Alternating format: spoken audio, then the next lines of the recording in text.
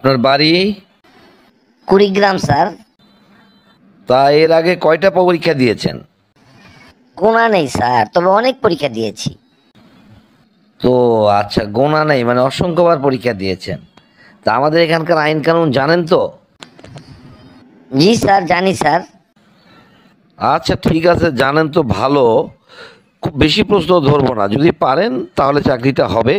আর যদি কোনো প্রশ্নে আটকে যান, ওই প্রশ্ন থেকেই আপনার উত্তর দেওয়া শেষ। ঠিক আছে? ঠিক আছে স্যার, আপনি প্রশ্ন ধরতে পারেন। আচ্ছা বলুন তো, কাঁচাতে তুলতুল পাকাতে টক, ল্যাংটা হয়ে বাজারে যায়, দেখে জিভে আসে পানি, কি হবে এটা? কাঁচাতে তুলতুল পাকাতে টক, ল্যাংটা হয়ে বাজারে যায়, দেখে জিভে আসে পানি।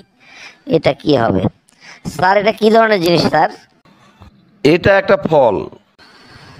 ফল না? কাঁচাতে তুলতুল পাকাতে টক, ল্যাংটা হয়ে যায় বাজারে, জিভে আসে পানি।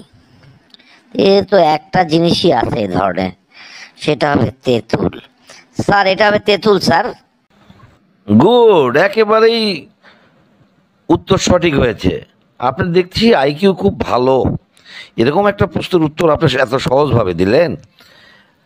আচ্ছা বলুন তো, বাজার থেকে এলো সাহেব শার্ট প্যান্ট পরে, কোট প্যান্ট খোলার পরে চোখ জ্বালা করে, কি হবে এটা? বাজার থেকে এলো সাহেব কোট প্যান্ট পরে, কোট প্যান্ট খোলার পরে চোখ জ্বালা করে। এটা তো একই মাত্র জিনিস, পেঁয়াজ। এটা ছাড়া অন্য কিছু হতেই পারে না। স্যার এটা পেঁয়াজ স্যার। এত সোজাভাবে উত্তর দিচ্ছে। থাম, এবার একটা কঠিন প্রশ্ন ধরছি। আচ্ছা বলুন তো, শিশুকালে বস্ত্রধারী, যৌবনে উলঙ্গ, বৃদ্ধকালে জটাধারী, মাঝখানে তার সুরঙ্গ, কি হবে এটা? শিশুকালে বস্ত্রধারী, যৌবনে উলঙ্গ, বৃদ্ধকালে জটাধারী, মাঝখানে তার সুরঙ্গ। স্যার এটা কি ধরনের জিনিস স্যার? এটা এটা হবে একটা গাছ। এটা আবার কেমন গাছ রে বাবা? স্যার বলছেন শিশুকালে বস্ত্রধারী, যৌবনে উলঙ্গ, বৃদ্ধকালে জটাধারী, মাঝখানে তার সুরঙ্গ। এটা কেমন গাছ? আমি তো কোনোদিনও শুনি নাই এ ধরনের গাছের কথা। স্যার আমাকে আটকানোর জন্য প্রশ্নটা ধরলেন? না স্যার, আমি পারবো না স্যার। হয়েছে তো, এবার দিয়েছি আটকিয়ে। আমাদের সাথে সহজে উত্তর দেওয়া। আরে পারলেও একটু অভিনয় করো, করে উত্তর দাও। এখন কেমন হলো, বিদায় হও। তো যাই হোক, আপনি পারলেন না, এটা পারতেন, একটু চিন্তা করলেই পারতেন।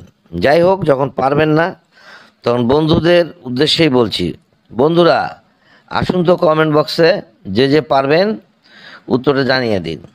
প্রশ্নটা হচ্ছে, শিশুকালে আহ, প্রশ্নটা হচ্ছে যে শিশুকালে বস্ত্রধারী, যৌবনে উলঙ্গ, বৃদ্ধকালে জটাধারী, মাঝখানে তার সুরঙ্গ, কি হবে এটা? ধন্যবাদ।